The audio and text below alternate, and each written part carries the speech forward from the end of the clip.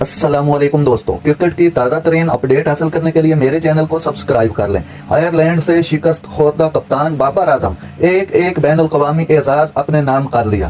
Dublin میں کھیلے گئے میچ میں آئرش ٹیم نے پاکستان سنسنی خیز مقابلے کے بعد شکست سے دوچار کیا۔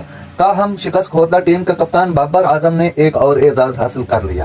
بابر اعظم T20 انٹرنیشنل میں سب سے زیادہ میچز میں قیادت کرنے کا کارنامہ بھی سر انجام دے چکے ہیں، جو اس سے قبل سابق آسٹریلوی کپتان ایرن فنچ کے نام تھا، جنہوں نے 76 میچز میں کینگروز کی قیادت کی۔